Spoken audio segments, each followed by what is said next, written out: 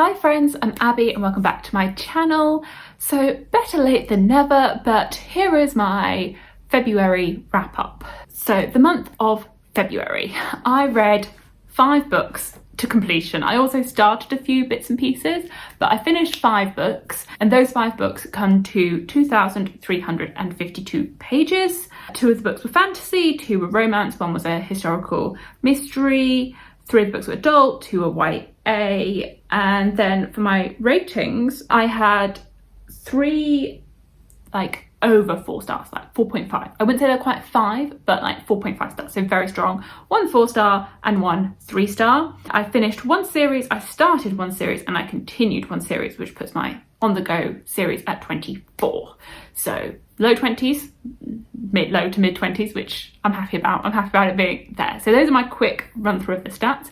In terms of what I got up to in February, so I had 1 work trip. It was to Turin, and then I drove into the mountains on the French side of the border. So I was there for 4 days, but the rest of the month I was at home, which you'd think I'd be able to have read a bit more considering I was at home, but didn't happen. So I will chat through what I did manage to read, and then at the end of the video I'll talk about some of my on-the-go progress stats. I would say with the month, there were some things that I really enjoyed, but there were also some disappointments. I mean, the ratings all look quite good, but there are definitely disappointing things in there. There are definitely disappointments. The first thing that I read in February was House of Flame and Shadow, the 3rd book in the Crescent City series, and it does wrap it up in a way, but it feels very open. I will not talk about any spoilers at all for this. This I've given 4.5, but I think it's more probably a 4. Like, there were so many parts of this that I enjoyed, but it's missing something. Back it up a bit. The Crescent City series is a fantasy romance series written by Sarah J. Maas. The first book is following our main character, Bryce Quinlan, who is tasked with investigating a incident in the city, Crescent City, that she is based in due to some personal ties to it. And she is paired up with this angel called Hunt Athalar to try and investigate it. It's got a whole load of magical creatures, from fae to angels to vampires to werewolves to anything you might want in a fantasy world is all in here. So this one, okay, there were lots of elements that I enjoyed. Like, I in general like our characters, and in general find them interesting to read from. I think there are ones that I prefer more than others, and this does jump quite rapidly between perspectives, which in some ways is good because you're constantly going back and forth between perspectives, but it did feel a little bit jumpy, I would say. I would have preferred if we had a whole chapter from a perspective and then jumped at the next chapter to the next perspective, whereas this was changing in the chapters. There were some really engaging moments with lots of twists and turns, and then there were some moments where I was just like, what is the point in your storyline? Like, I don't mind you as a character, but what is the point in what you were doing? Like, it doesn't feel that important considering the whole scheme of things. Like, is this really necessary? Like, I feel as though this could have been cut. I was disappointed in the ending. I don't feel as though this was a satisfactory ending for a series. I believe we'll be getting spin-offs in this world following some of our side characters from this, and it really felt as though things were being left open for that there were so many things that had been brought up in previous books, in this book, and I was like, how is this all going to come together? Loads of little bits and pieces, and you're like, oh, she must be wrapping that in at some point, she must be bringing that in, and then it just doesn't happen. And I'm like, well, what was the point in that? Like, is it something that you're going to wrap in however many books down the line, but then that leaves this one not feeling satisfactory? It doesn't give me a satisfying ending for anyone that's not the main character. I would have preferred if this stood alone a bit more and ended satisfactorily. In a satifying way. I think this might be a 4. I think I've been overly generous when I did these stats. I do really enjoy Sarah J. Maas's writing, and I have done for years. I've been reading her books for over 10 years now. I have felt that for her past few releases, they have been missing something. I've loved Throne of Glass, the original ACOTAR series. I loved the first book in this series, but the second one, this one, and A Court of Silver Flames have all been missing that 5-star feeling for me. All the other ones were pretty much solid 5 stars, and I would like her to be edited more. It was a positive reading experience. It was positive. Overall, I had a lot of fun. I enjoyed it, but I have lots of buts. It was good, but a bit disappointing. Okay, we can stick with disappointments. Sticking with the little ranty section. The next disappointment. I'm sorry. I'm disappointed by Fireborn by Rosario. This was my like 3-star. And I think some of this might have been to do with my expectation going into this book. When I'd seen reviews for this prior to reading it, I'd seen so many people say, oh, it's not like YA. It's not like other YA books. It's so much more adult. It's got so much going on with the politics and the world building, and it's definitely not like other YA. It's the not like other girls book of YA books. And to me, this felt so YA. It really did. It felt so cliche in so many elements. And that's fine. That would be absolutely fine. But I was led to believe that it was going to be breaking the mould. And it really doesn't break the mould. So this book, it's set in a like post-revolution world, so like 10 years after the revolution. Previously there was like a family that had been ruling this world for hundreds of years, or I don't even know how long, and they were dragon riders, and they just looked down upon the rest of the populace. And then 10 years ago the populace rose up, overthrew them. It was a bloody revolution, and now we're following their society 10 years later. We're following two main characters, Annie and Leo. Annie, she comes from a very like a rural workers family and had been orphaned prior to the revolution starting, and Leo is actually the son of the original rulers, and he's been in hiding ever since the revolution, and they're being trained to ride dragons and to be the next like rulers of society.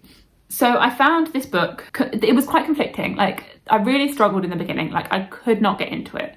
I could not get invested in it. The first like 150 pages, I was just like, is this really it? Like, am I missing something here? Then I think there was like a chunk of time where I was like, okay, I'm getting it. I'm invested. Then I lost interest again. And I was like, oh no. Yeah, that pretty much lasted towards to the end that I was losing interest.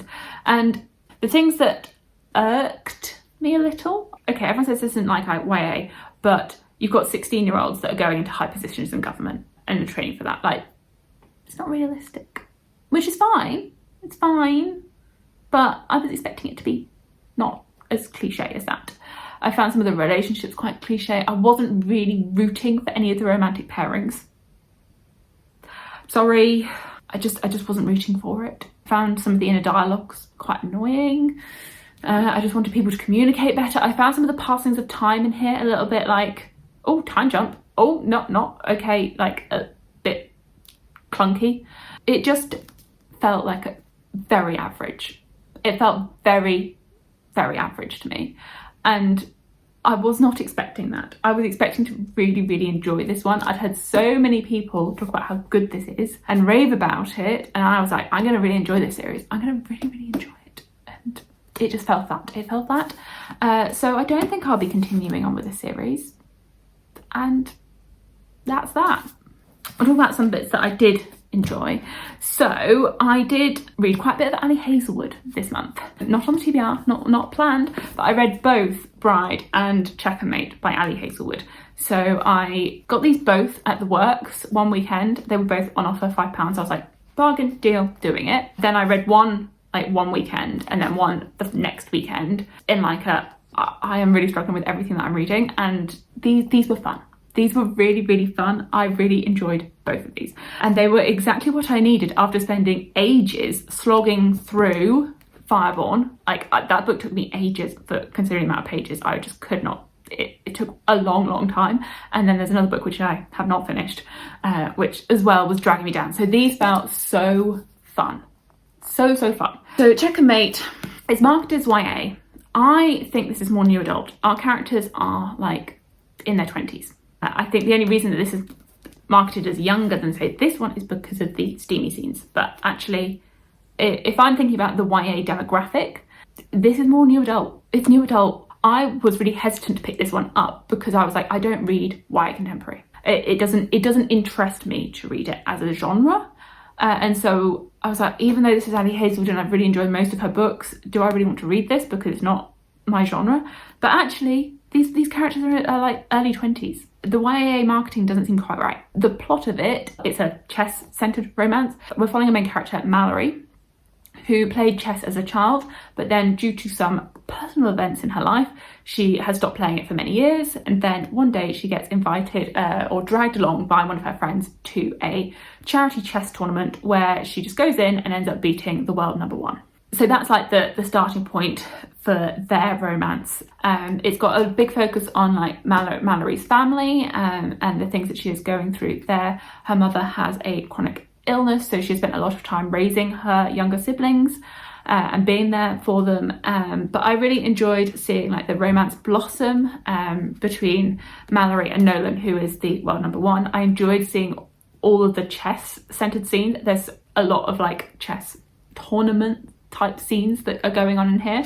I would have appreciated, I think, at the end, if the like final bit was extended a little bit, that it felt a little bit rushed at the end, that I think we could have just had a tiny bit more. But I raced through this. I absolutely raced through it. Really enjoyed it. So much fun. If you enjoyed The Queen's Gambit, I think you would like this, and vice versa. I mean, they're both chess-centered stories.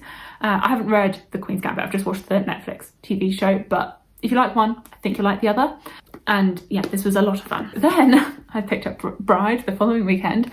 And again, I read this over the weekend. This is Ali Hazelwood's first sort of paranormal romance, following our main character, Misery, who is a vampire, and Lo, who is a werewolf, and they are betrothed in a marriage of convenience to maintain the peace between these two species. There are also humans in this world, and so we follow it from the very start of their marriage and the reason why they're getting married, and through the like beginnings of their marriage, and how they go from being like not quite enemies, but they're people's enemies, reluctant marriage partners, to like friends, to lovers. And this again was really fun. She's got very bingeable writing style. It's very bingeable writing style. I think I enjoyed this one slightly less than Checkermate, but still had a lot of fun with it. This reminded me a lot of Nalini Singh's Side Changeling series, that it has that same contemporary world with these magical creatures. Like there's very little explanation into the magical creatures. Like you're just running with it. You're not really, you can't take it too seriously because it does not world build. It does not world build at all, which is, I think, one of the detrimental factors to it, that you just expect it to go, okay, fine, I accept it. Society is like that. I think it was a lot of fun. It was definitely steamy. Definitely had a lot of steamy scenes in here. Some things I wasn't expecting. And then the final book that I finished in February was A Perilous Undertaking by Deanna Rayborn. This is the second book in the Veronica Speedwell series, a historical murder mystery series, where we follow our main character Veronica and her companion Stoker as they investigate different murders and goings on. So this one, they are investigating a murder at like a artist retreat. There has been a brutal murder, and it is her lover who is accused of being the murderer and is due to be hanged. And they're investigating it as they're being tasked and told that they believe there is much more going on than that. I really enjoy the dynamic between Veronica and Stoker. I think it's really fun to read, and I'm actually currently reading the third book in this series. Really enjoyed this one. And then I had two books that I started in February. So start with a disappointment. I talked about this in my March TBR. I started The Trials of Empire by Richard Swan, and I got 196 pages in, and it has been a slog. I actually haven't picked this up in a good few weeks now, and I haven't had much desire to pick it back up. I don't know if this is a DNF. I've sort of just put it back on the shelf with the other two books. I've really struggled with this. Yeah, again, I spoke about it in that video. I feel like my connection to the characters, gone. I have the plot, not interesting to me at all. My desire to read this book has just gone. Like it started off quite high, and then it's just like, what's the word? It's just fallen off a cliff. I don't know what's happened. Like, I loved the second book. And this one has just, it's just not worked. It's just not worked for me. That's where I'm at with this one. And I think I'm just going to put it back on the shelf and maybe ignore it for a time. And then one that I read the bulk of in February, but I will I guess, wrap it up in March is Daughter of No World by Carissa Broadbent. Surprise entry here as well. So I was like, I'm just gonna save this until I go on holiday. I'm not going to read it. I'm not going to read it. I'll just read, like, you know, the first chapter, read the first little bit. And then I read the majority of it. I think I had, I don't know, under 100 pages that I finished in March. I read a lot of this on the 29th of February on my flight to Jamaica, where I went on holiday. And this is the start of a fantasy romance series by Carissa Broadbent. I've read all of her other series, the Chronicles of Nyaxia, and then I've gone back and I've been reading this series. We're following the main character, Tizana, and at the beginning of the book she tries to buy her freedom so that she can go off to this other land where she can train and learn about the magical abilities that she has. Things go a little bit wrong and awry in that transaction, so we follow, like, the aftermath of that and her time training her magic. And she gets trained by this very unwilling educator called Max, and it is their friendship into romance that we explore, but I do feel as though the fantasy elements in here are more at the forefront than the romantic elements. I enjoyed this one. We'll talk about the series more in my March wrap up, because I did technically finish this one in March and I did read the sequel in March as well.